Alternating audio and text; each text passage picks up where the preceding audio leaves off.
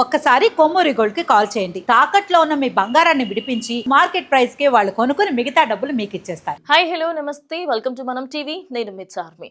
మన ప్రాణాలను రక్షించే అటు సైనికులకే ఈరోజు వాళ్ళ ప్రాణాలు వాళ్ళే కాపాడుకోలేని పరిస్థితికి అయితే రావడం జరిగింది. వాళ్ళ క్యాంప్ దగ్గర నుంచి వేరే రూట్లో వెళ్తున్న క్రమంలో జమ్మూ కాశ్మీర్లోని డోడా అనే జిల్లాలో 200 అడుగుల లోయలో పడిపోయి 17 మంది ఉన్న ఒక ఏదైతే మన బుల్లెట్ ప్రూఫ్ బస్ ఏదైతే ఉంటుందో అది 200 అడుగుల లోయలోకి పడిపోయి అక్కడికక్కడే నలుగురు మృతి చెందగా ఇంకో 6 చికిత్స పొందుతూ మృతి చెందారు. అప్రాక్సిమేట్లీ 10 మంది మన ఇండియన్ సైనికులు, భారత సైనికులు చనిపోయినట్టుగా అయితే నిర్ధారించడం జరిగింది. ఇక మిగిలిన 7 ఎవరైతే ఉన్నారో డోడాలోని దగ్గరలోని ఒక హాస్పిటల్లో అయితే అక్కడి పోలీసులు వెంటనే సహాయక చర్యలు వాళ్ళందరూ వచ్చి వాళ్ళని హాస్పిటల్లో అడ్మిట్ చేయడం జరిగింది.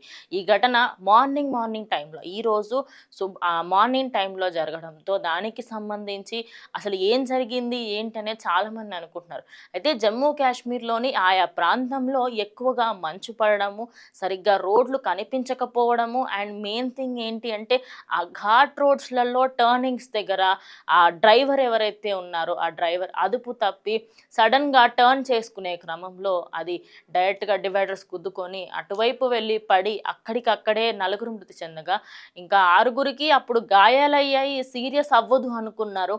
కానీ హాస్పిటల్కి తీసుకువెళ్ళిన తర్వాత చికిత్స పొందుతూ వాళ్ళైతే మరణించడం జరిగింది. ప్రజెంట్ అక్కడికి గవర్నమెంట్కి సంబంధించిన వాళ్ళందరూ కూడా ఈ ఎవరైతే చనిపోయిన సైనికులు ఉన్నారో వాళ్ళందరికీ కూడా సంతాపం వ్యక్తం చేస్తున్నారు.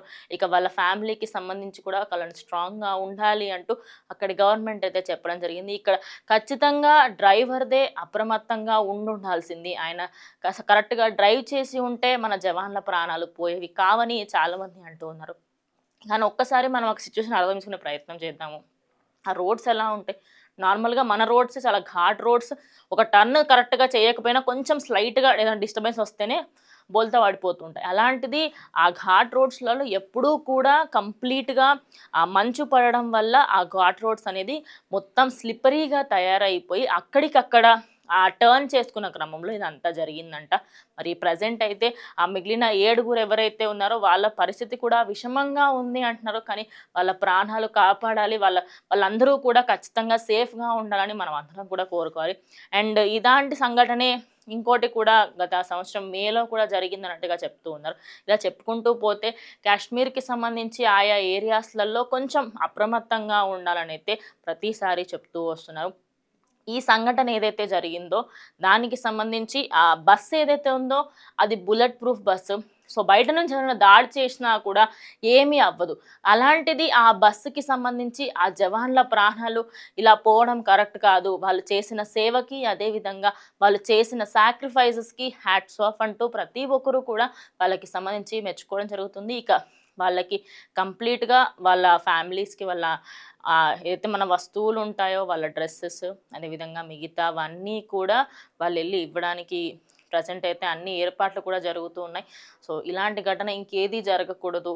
మన ప్రాణాల కోసం ప్రతి క్షణం బార్డర్లో ఉండి మన కోసమే శ్రమిస్తున్న వాళ్ళ ప్రాణాలు యుద్ధంలో వెళ్తే అప్పుడు అరే మన కోసం చనిపోయారు అని చెప్పేసి గర్వంగా చెప్పుకుంటాం. కానీ ఇలా ఒక యాక్సిడెంట్లో ఇలా జరగద్దు అని చెప్పేసి చాలామంది అయితే బాధపడుతున్నారు. ప్రజెంట్ దానికి సంబంధించి ఫర్దర్గా ఇంకేమైనా డీటెయిల్స్ వస్తే ఖచ్చితంగా మనం టీలో షేర్ చేస్తాను. ఇది వాళ్ళ వీడియో. ఇంకో వీడియోతో మళ్ళీ కలుస్తాను. అండ్ కీప్ వాచింగ్ మనం టీవీ.